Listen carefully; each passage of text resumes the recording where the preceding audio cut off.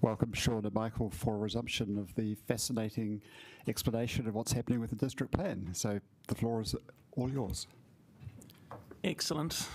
Now, with the next briefing, we will be supplying the advice that's been asked for around the plan changes that are proceeding in the Omnibus and the Te Ao Māori plan change, where those are at. And also a piece of explanation about how designations and zoning rules fit together. So I think that will help your deliberations. I was reviewing the footage, as I like to go through this more than once, you see, last week on some answers we gave about how national direction fits in. And so I thought I should clarify. So when a commissioner is considering their recommendations, the ambit of their consideration is set by the submission, and then in finding relief, etc., that is where national direction may be taken into account if they so choose. So I thought I was a little unclear last week, so I better do make that clear. That's correct, isn't it?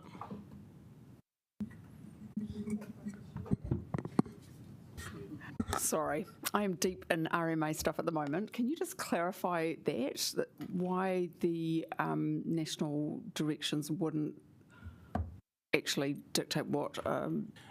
Essentially, the way when the make a mind operate, yeah. When the commissioner is considering matters, the scope of their recommendation on the plan is in relation to the submission they have been given. So the submitter basically says, we would like this, and then this is set by the submission, and that is the parameters the commissioner then operates within. Sorry, in terms of what the national direction is giving? No, what they may do is they could take into account when granting relief to that submitter that that relief would conflict with, say, the National Coastal Policy Statement and couldn't be granted, so they could do it that way. But what they wouldn't do is proactively go through the plan and say, this is not in accordance with national direction. That should have been taken care of before notification. I'll take this offline with you. Thank you. Excellent. On to happier and less esoteric topics. Today we are going to be talking through the rural zones, the open space zones, two more special purpose zones, and a few district-wide matters. We have the specialist planners with us who have been through the process to brief you, and we'll proceed zone by zone.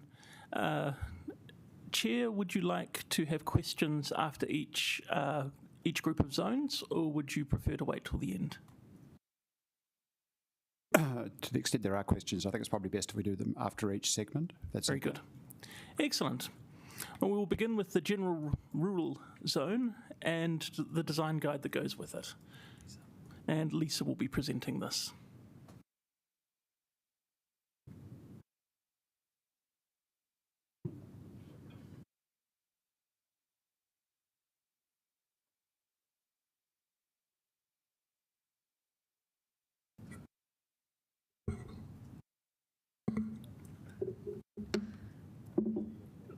Ready?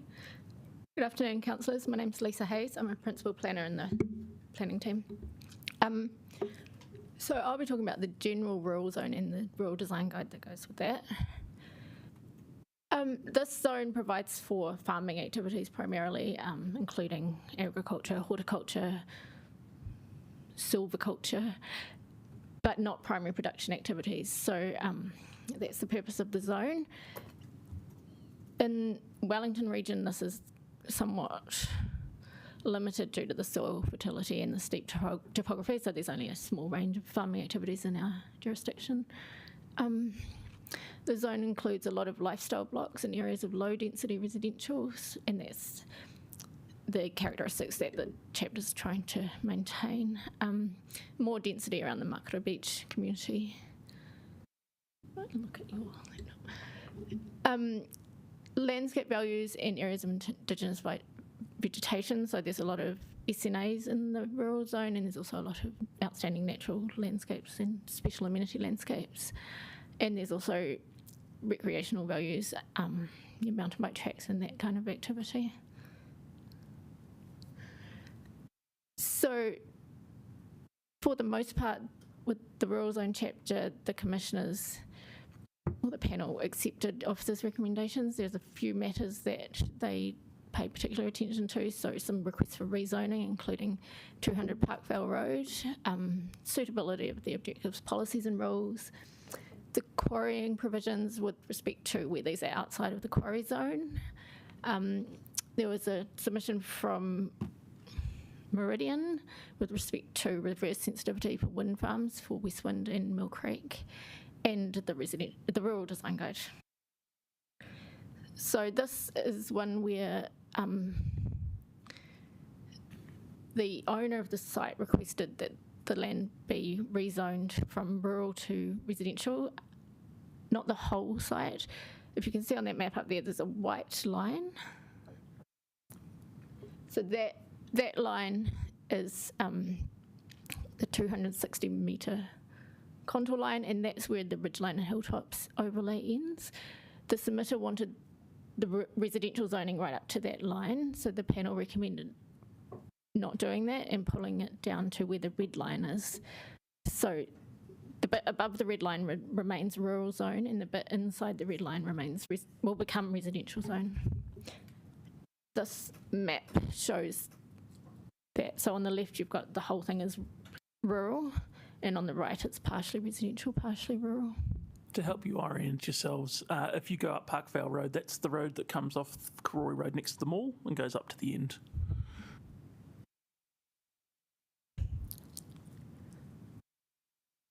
Not sure. We can check that. We can check. Yeah. So that one, the other change there, see how the Kirby line has changed slightly? That's a change to the ridgelines and hilltops, and that will be addressed in a later briefing. So this is the Meridian submission.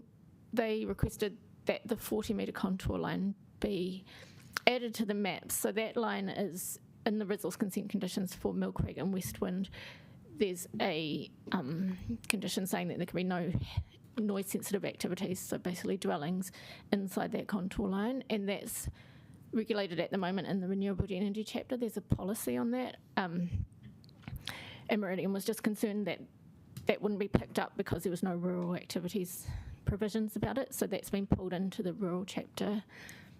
So it's mapped, and now there's a rule saying you can't build in that buffer area, or if you do, you need resource consent and you have to show that you can mitigate the effects.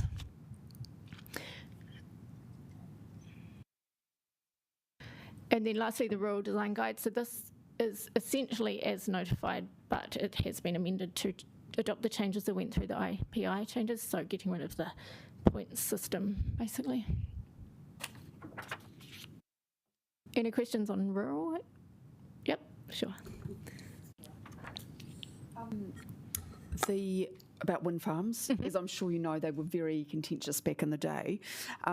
So, I mean, what does this mean in practice? Does it mean that we're going to potentially see a lot more? So it's the wind farms themselves are addressed through the renewable energy chapter. So this is basically just regulating houses inside that buffer area. Right. In terms of practical implications, the commissioners thought it might affect very few properties. So either there will already be houses or there won't be new houses in there. And there won't be possibly that many houses there anyway? That's right. Yeah, okay, thanks.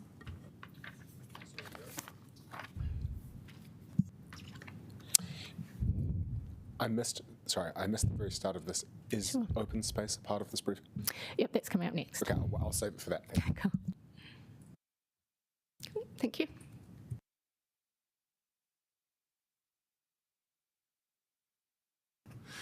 Excellent. We will move on to the open space zones. So these are the zones that cover the recreational areas, the town belt, and some of the natural areas of the city. And Jamie, who is just taking his seat, will take you through these.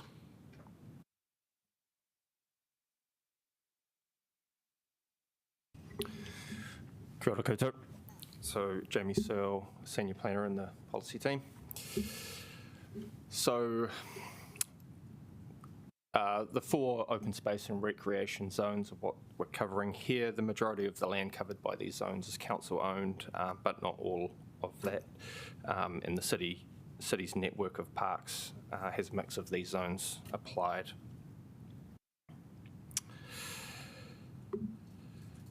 So the purpose of the zones is pretty self-explanatory. There's not a huge departure from the 2000 operative district plan, aside from the titles themselves, but they essentially do the same thing.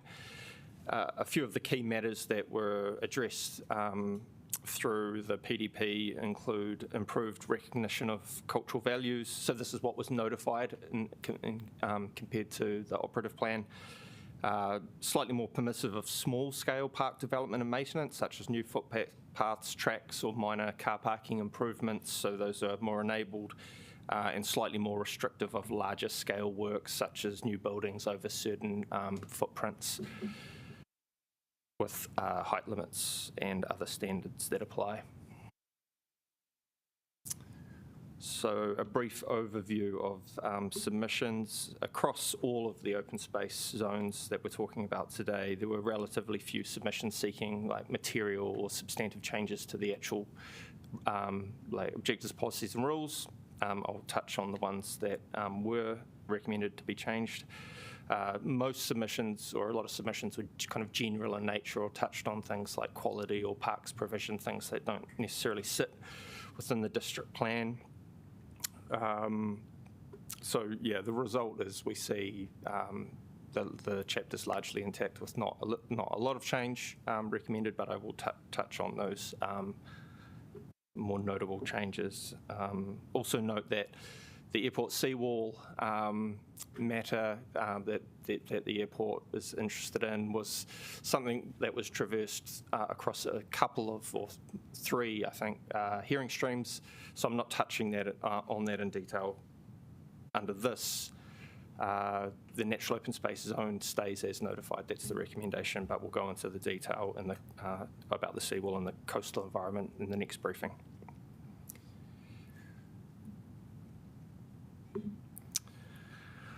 So one of the key changes recommended by the panel relates to 1 Upland Road. So this site is at the top of the cable car. It's where the existing restaurant, cafe, medical centre facility is. So it's owned by council. It has a reserve status under the Reserves Act, and there's an existing ground lease with the leaseholder till at least 2044.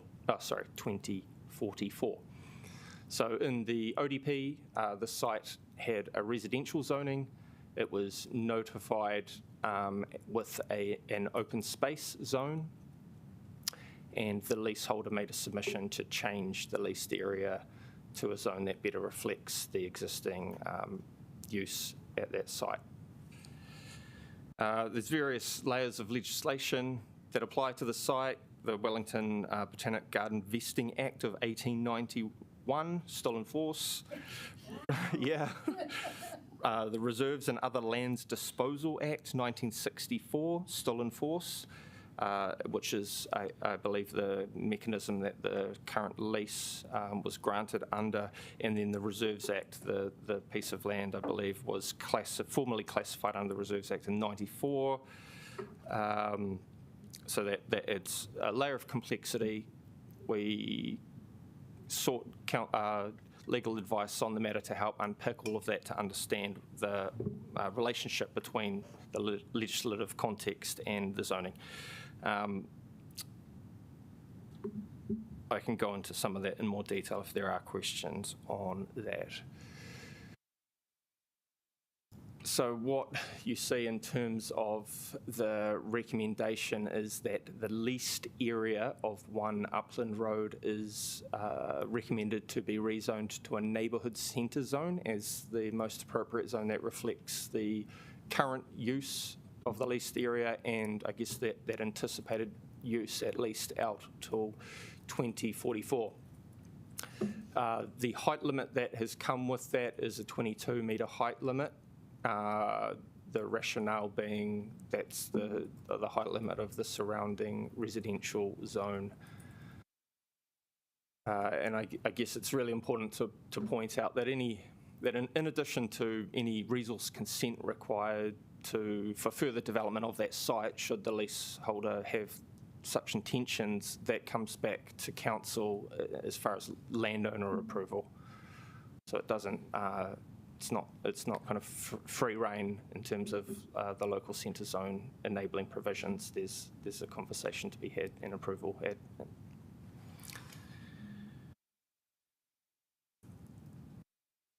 So moving on to the Wellington town belt zone. So just pointing out here that Wellington Civic Trust submitted on a number of the specific provisions. So this is one example where they were looking at quite targeted changes. Those changes essentially just provided greater recognition and protection of the existing values that are there and aligned it more with the Act that the town belt sits under. So no really kind of material change in terms of how the provisions work. And there is a new air traffic control overlay recommended. So Airways Corporation have two existing designations which are for their navigational equipment on Hawkins Hill.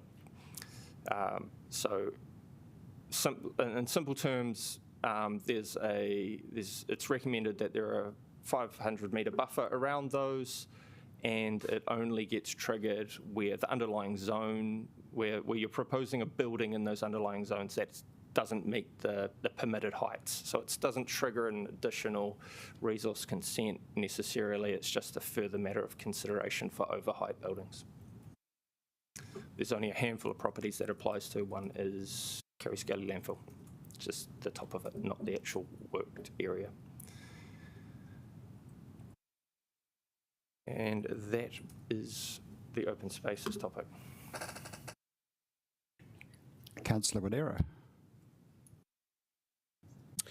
Is there, based on the submissions, any scope to look at things that might be currently zoned for open space of any of those four varieties to be rezoned by this council into residential, say?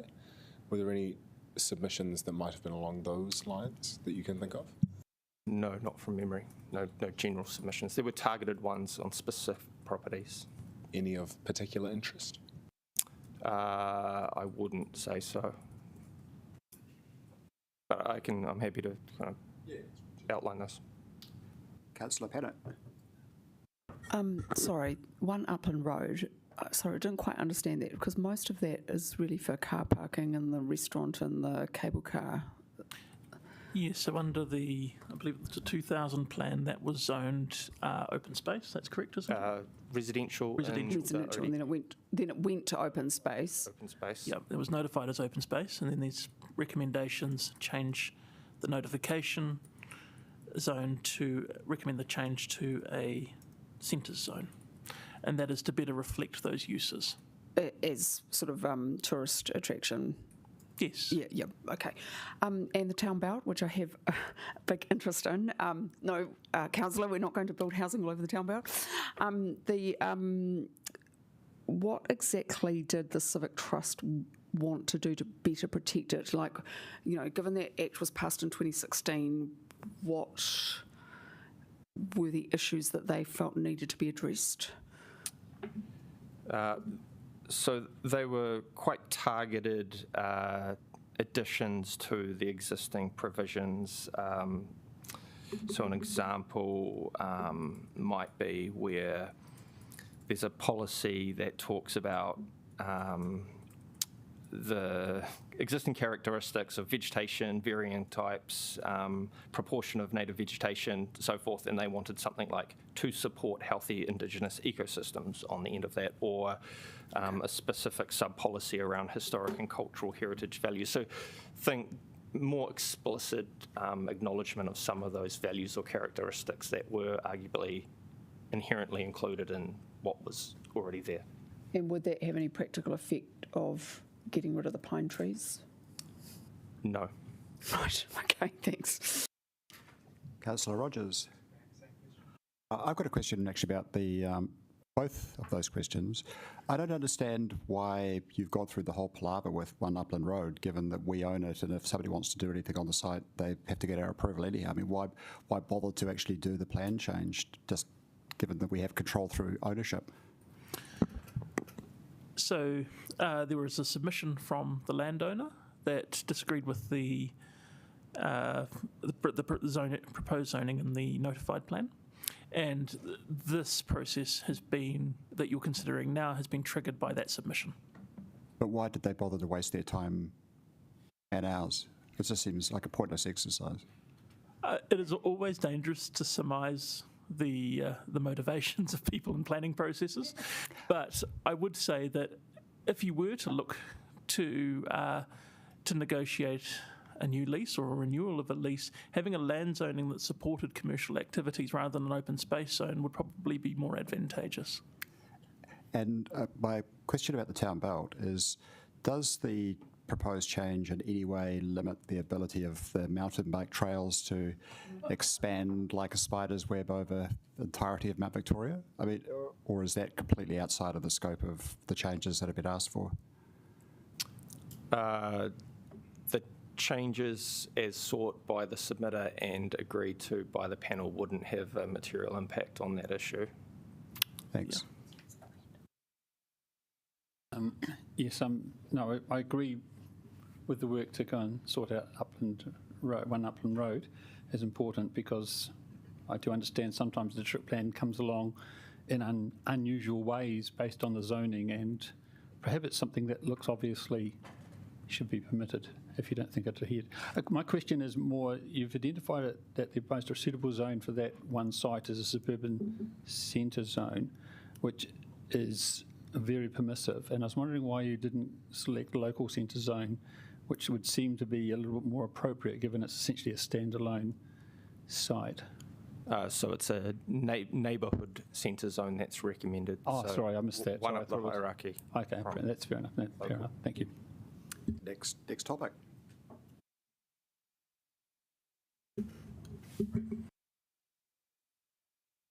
Excellent. So we're going to move on to the special purpose zones, beginning with the hospital.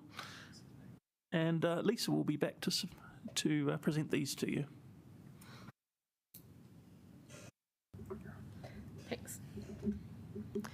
So the special purpose hospital zone clues in the name that this relates to the hospital. Originally, it only related to Wellington Regional Hospital, and that was zoned institutional precinct under the operative plan. Through the draft district plan, those three other private hospitals asked to be included in the zone, and we made that change in the notified plans. So now it applies to all hospitals, and there's a bespoke set of rules and standards and policies. Only 7 submissions. They were from the hospitals and I think from iwi were the main submitters there. Basically, the panel has adopted our recommendations. The difference being that there is a slightly more permissive rule framework for the Wellington Regional Hospital, so activities might be controlled activities rather than restricted discretionary in the other private hospitals. So just to remind you of consent activity classes, controlled activities must be granted, but you can consider things, whereas restricted discretionary activities can be declined, but only on those matters you have restricted your discretion to.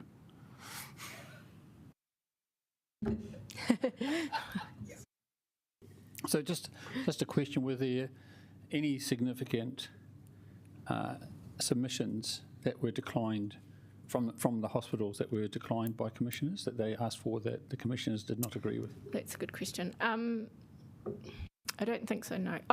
Yeah, no. Not that I can remember, sorry.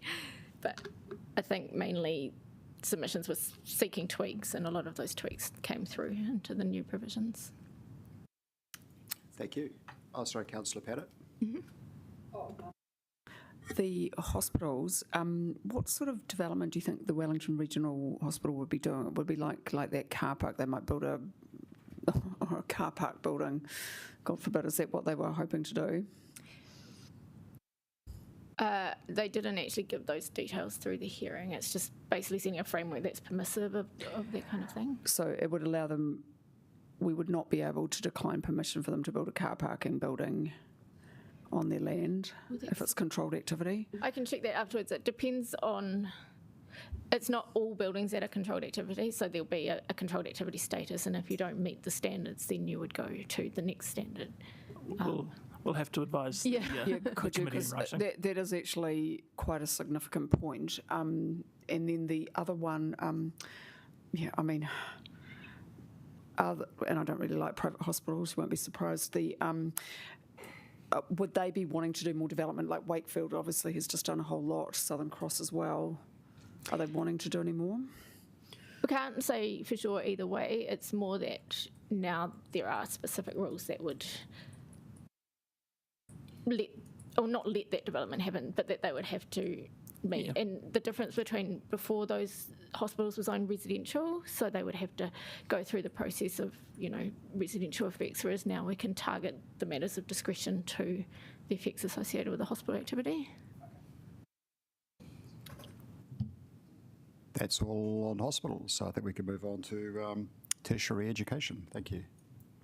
So these zones were also institutional precincts under the operative plan, and specifically the tertiary zone relates to the Massey University campus and the Victoria University campus at Kelburn. And again, it's bespoke provisions for the universities, which are considered to be regionally important. Would you like a question now? No, I'll do questions at the end. Okay. So Massey University includes the university campus and the National War Memorial and the Old Dominion building, so quite nationally significant heritage buildings. The panel only recommended minor changes to the provisions. Just one thing to note, there is a new policy and rules specific to activities in the National War Memorial, just protecting that its landmark status and the fact that it's used for ceremonial events. Oh, actually, Massey did ask for a small area of land to be rezoned, and that was declined on the basis that Massey doesn't actually own that. That's just to the north of it's part of the high school site. So the Kelburn campus, this one will potentially be of interest. It includes McLean's Flats and Gordon Wilson Flats. So the main submission points there were about the rezoning of those sites. The recommendations are that the McLean Flats site, which was high-density residential, becomes rezoned as tertiary education. And then the other change is to do with the height limits available to that site. So the image on the left shows the zoning that includes McLean Flats, and on the right it shows the height limits. So the blue area would be a 21-metre height limit, and the yellow area, which is everywhere within those two sites that's more than 20 metres from a boundary, is now got a 34-metre height limit available. So that is approximately the height of Gordon Wilson Flats. And that's to allow the university to do their comprehensive, well, not allow, but the university has a comprehensive development plan for that site, and that building they want to have extra height, a high building on the site, whatever that would look like in the future. Any questions on that zone? Sure. Councillor Pennant, of course. So the old Karori Teachers College, that is now definitely zoned residential, so there would be you'd have to go through a separate plan change to get it back to educational if there was a future plan to make that, say, a secondary school in the future? If that was to be a secondary school, and particularly a state secondary school, then the Ministry of Education could use its designation powers, and that would overlie the residential zone. That's the normal configuration for schools within the district plan as it stands. Okay, and that zone is still just residential, so they could build 6-storey? I'd have to check. I can't remember off the top of my head, but I think it's residential. I think it's medium residential, so it would be probably 11 or 14. Okay. Not that I have any time for war memorials, but so the small changes that have been proposed will give proper protection. Yeah. they're also, and that's obviously protected more strongly under the heritage chapter. Yes, and it enables the ceremonial activities to take place. Right. Okay. Well, sure. People will be thrilled about that. And then, of course, the Gordon Wilson flats and the McLean flats. So this is basically allowing them, with the heritage issue, just to be demolish them and then build potentially the same height. So this is where, so the heritage listings of those buildings for the moment remains. That is listed within the 2024 district plan, and that would be the barrier to their development. Not Gordon Wilson. Gordon Wilson, yes. McLean's isn't listed. Yeah, McLean's isn't listed. Thank you, Lisa. Yeah. Okay. Thank you. Councillor Rogers. Yeah, you had mentioned that Massey had applied for a lot of land to be TEDs when they didn't own it, but I thought that 44 Tasman Street was owned by the Ministry of Education, but it is zoned as tertiary education. That's the tennis courts on Tasman Street. That's in the notified plan. Yes. Yes, that does. That I believe that is the case. It is. The land zoning isn't locked to the land ownership, so you can zone things that are in different ownership. It seems that the commissioners were disinclined to rezone that piece of land. Because of the ownership? I think it's more that there was no agreement provided or information. And so what we're talking about is, it's hard to see, but where that little grey bit, do I have a pointer? Yeah, the bit pointing to the north-ish. So, how do I do it? Yeah.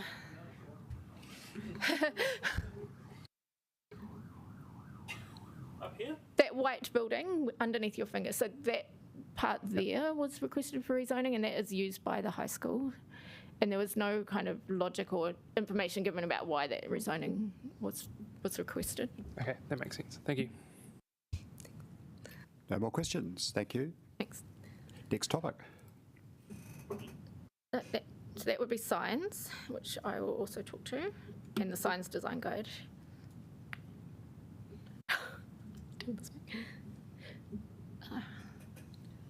All right. So with these matters, we're moving away from the zones. So think of the zones as that spatial index that says which set of rules apply.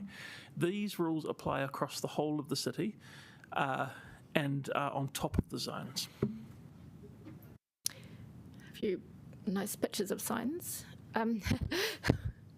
So the purpose of the chapter is obviously to manage the effects of signs, like Sean says, right across the city. Chapter addresses digital signs, freestanding signs, illuminated signs, official signs, third-party signs, and on-site signs. It doesn't address electoral signs, as they are addressed either through legislation or the council's guidelines and bylaws, we think. The key shift here is that the operative plan, or the 2000 plan, didn't address or have specific provisions for digital signs, so it's a bit of a change and introducing some new rules to reflect that these are quite an issue in Wellington. So quite a contentious issue. There were 328 submission points, and then the design guide as well got 19 submission points. So key matters considered were the activity status for digital signs, the treatment of digital versus static signs, heights and sign area. So depending on the zone, there'll be different height requirements. By height, I mean if you've got a freestanding sign, how tall can it be from the ground? Size meaning 20 metres squared, 5 metres squared, that kind of thing. There was quite a lot of discussion about a submission from Waka Kotahi relating to the provisions as notified said visible from the state highway, and that was a change to say oriented towards or to be read from the state highway, because pretty much anything could be visible from the state highway but not necessarily have an effect on traffic safety. And then some changes to the signs design guide.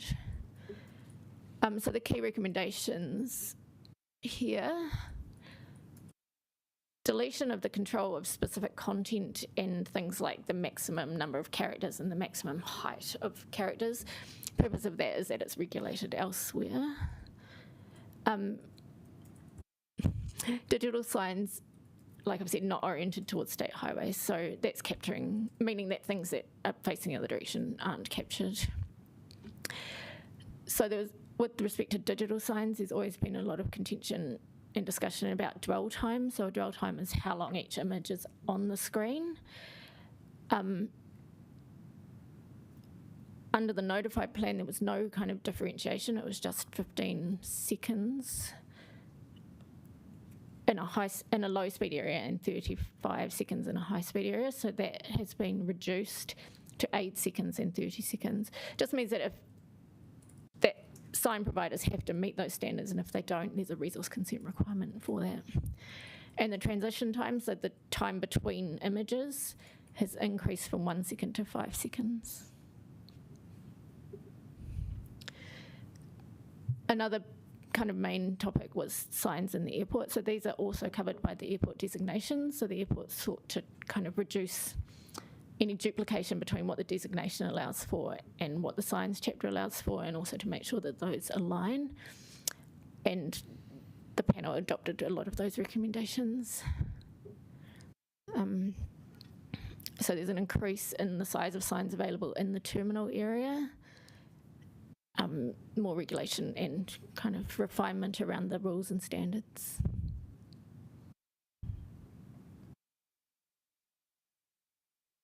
This is the issue about signs visible from the state highway, and also a size restriction of 5 metres squared. So again, anything over that needs resource consent.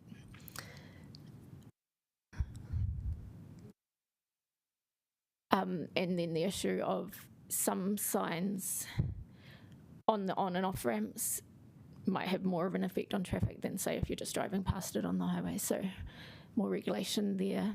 And then the last point around the science design guide, again, not a lot of change to the design guide. They just took away the points system, same as with the IPI design guides. No questions on science? Councillor Rogers. My question is around at what point the sign activity, particularly for digital signs, becomes a separate activity from what was already there. So I'm thinking about signs that were physically installed that are digital, and a new advert is being placed on them that is maybe a different time length from something previously. Does it then become a new activity that would have to be compliant with the district plan? The issue was that under the old the 2000 plan, there was no kind of rule carve out for digital signs. So if you had a 20 metre square sign in the central city, that would be a permitted activity, and that could be either digital or static. And what was happening was a lot of potentially static signs were getting changed to digital, and there wasn't any regulation there, or it would be permitted. So in the new chapter, all digital signs require consent, even things like signs for McDonald's drive-thrus if they're a digital sign. If you meet all the standards in the digital sign standard, then it would be a restricted discretionary activity, which Sean says we can only look at the certain matters of discretion. If you don't meet those standards, for example, if the sign provider had a faster dwell time or faster transition rate, then it would go to a higher activity status. Right. So if someone did have I guess what sign is in scope as well? Like a private sign facing internally, or a private sign, perhaps like a neon illuminated open sign? Okay, so if you had a sign in your living room, saying do the dishes or whatever it is, that wouldn't be covered. Okay. If you had one on your front fence advertising for somebody to do the dishes, and it was a large electronic sign, that's the type of thing you need consent for. So in the residential zones, I think you're allowed a 1.5 metre sign. So anything. So if it's a static sign, then there's size limits. If it's a digital sign, all signs need consent. Cool. Thank you. Councillor Pettit. on a similar note, but less technical. So it is obviously contentious, these signs, and I'm talking about not safety signs, commercial ones, right? So, I mean, will this in effect protect people from seeing too much advertising? Will this make any difference at all? It's a bit unclear to me from the presentation. It would be hard to say. So I think if someone wants to have a sign, they will go through the resource consent process, in my experience. And So if you look at the beginning of the sign design guide, it sets out what the regulations are trying to achieve, which is essentially avoiding visual clutter and balancing that look and feel of the city against the need for commercial operations in particular to undertake their business. So, okay, so basically someone could object if someone was going to put up a big sign, or not. No, it's just so difficult to. If the sign was very large and didn't meet the standards in the district plan, at that point the rights of objection may kick in. It depends on just how egregious the breach of the plan was. It would have to be severe to be publicly notified, presumably. I think for the most part, there's non-notification clauses with respect to signs, so public notification is pretty unlikely, depending on the activity status. Deputy Mayor Foon. I've been sorted, thank you. Councillor Randall. The digital sign thing, does that cover temporary signs like traffic? Temporary signs have their own rule. Traffic signs are called official signs, and they have a separate rule. So if it's for traffic safety, they wouldn't fall under this digital sign rule. Again, temporary signs also have their own rules. So there's separate rules for separate kinds of signs. So are you covering those signs too? Yes. How do you mean covering? I mean, like, in the sense we're talking about signs. So yeah, you can say there's official signs and there's temporary signs. Mm-hmm. So I guess from if you have a temporary digital sign, what is a temporary digital sign? Does that need a consent? I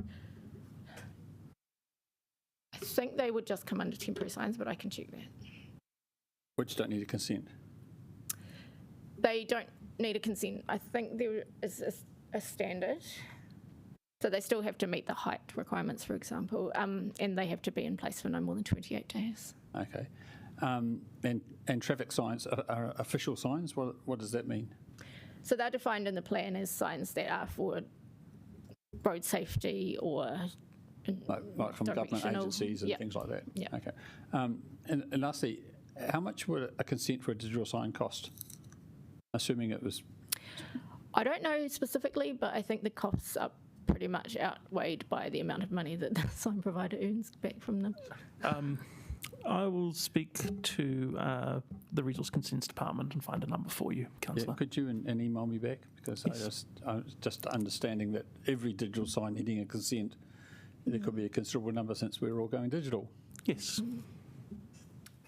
Is that all the questions? Or did you... Sorry, Councillor Wadera. Excuse me. Just without wanting to be ridiculous, just say there was a neighbourhood who felt strongly about an issue, I don't know, stop the bypass or something, and wanted to put up a whole bunch of signs all over the neighbourhood. All good? Not all good? In theory, depends where the signs are. So if they are on council land, then it comes out of the district plan and it's dealt with through the council's bylaws, signs bylaw, and they need consent from, well, not consent, they need approval from the street activities team. On fences? On fences, it comes down to whether you're in the central city or in the residential zone, and then you have to meet the size requirements and the number of signs. I would say that all of you as ward councillors have dealt with graffiti or signs or things people have felt passionate from, and so you will have seen the enforcement approaches taken by the council being cognizant of those rights of free speech and of the feelings of the community involved. So that same proportionate approach would be taken in these cases. So the answer is that people will still be able to put up signs about these types of causes, and that the approach for enforcement would be the one we have always taken, which is to make sure that the response of the council is cognizant of the rights of the people putting up those signs. That's all the questions on signs. Thanks. Excellent. We are now moving on to temporary activities, and Hayden will be briefing you.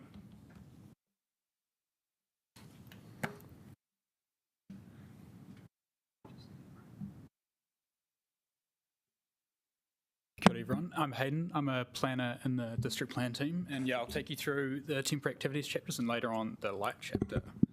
So,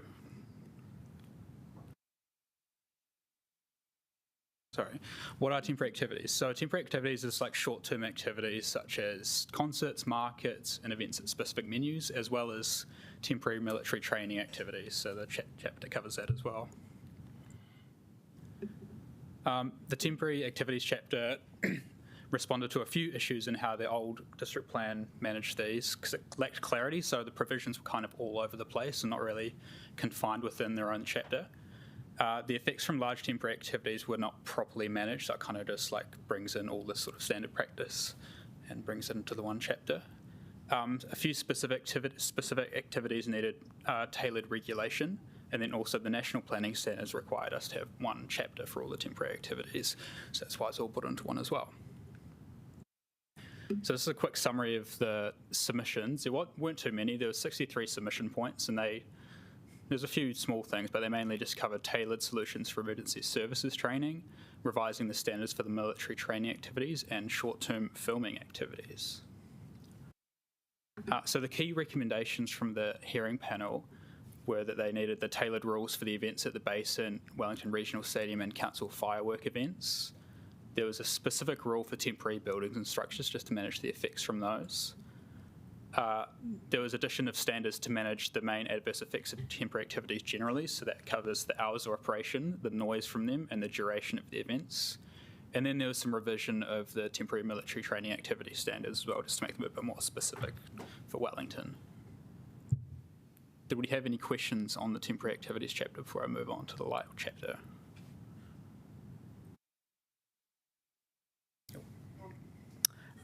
Will this make it easier for people, do you think?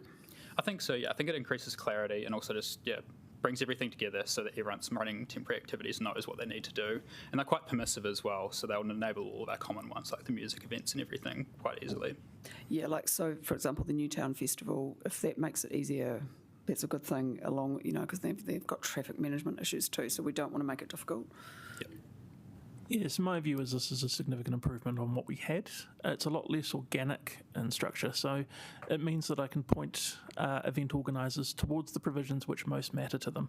There are other things in the district plan which affect some events, depending on where they're held, but having the main body of the rules together does make it easier for them. Let's move on to light.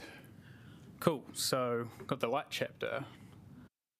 So why do we have the light chapter? It's basically just to manage the adverse effects of light so that you can't put up, massive floodlights on your property and point them straight to your neighbour. The 2000 district plan, it was sort of similar to the temporary activities chapter in that it was kind of all over the place, sort of in the zone-based chapters. It didn't have any provisions protecting coastal marine flora and fauna from adverse effects of lighting. And and sort of just condensed everything again to make it sort of clear for plan users. Just as a quick overview of submissions, there weren't many submissions here either. There was only 85 submission points, and they mainly considered aircraft safety, light in significant natural areas, and the lighting standards. So the key changes from the independent hearings panel were they updated the standards to align with best practice standards. So there was an update in like the engineering standards for light that just sort of got brought in. They're quite similar, but making sure it's up to date. There was a new rule added to address lighting in the coastal margin for marine flora and fauna, which makes it restricted discretionary by default and gives consent planners a bit of discretion to look at some of the guidance on how to manage lighting properly with that in mind. And there was the guidance on the coastal environment as well, which I just mentioned. Cool, so do we have any questions on the light chapter? Looks like we were almost all illuminated. I know the airports had a few issues, so will they be happier so that people aren't doing sort of, putting lights where they shouldn't be?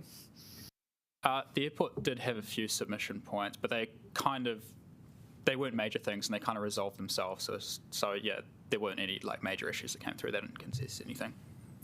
Councillor Rogers is also in the dark. He's got a question for you. Yeah, I was just wondering, with I guess both this and the temporary activities being consolidated into one chapter, does that mean that the adverse effects of either of those activities is the exact same for every zone, or is there some difference between the zones for what is a permitted activity or to what extent it has to be controlled? Yeah, so as a district-wide matter, this chapter does apply to every zone, but also within these chapters, if there's specific needs for specific zones, then that is reflected in there. The duration, for example, is a bit longer in sort of zones where you'd anticipate the activities to be, as opposed to residential zones where it's a bit shorter. So that sort of thing is covered as well. Okay, thank you. That's it. I was looking forward to more light-based puns. I'm disappointed. There's only so many. So the next briefing will be And on... from the bright sparks of this room. Thank you. We'll stop now. The next briefing will be on Tuesday, the 15th, and we'll be going through the outstanding natural features and landscapes, ridgelines and hilltops, special amenity landscapes, coastal environment, the public access chapter, and the natural character chapters. We'll also include those materials on where plan changes are progressing, and a little bit on designations and zone rules. And I look forward to... yes, Councillor. Yes, just one thing. Does natural character include significant natural areas? No, there is a separate briefing on significant natural areas. I think it's the last one or the second to last one.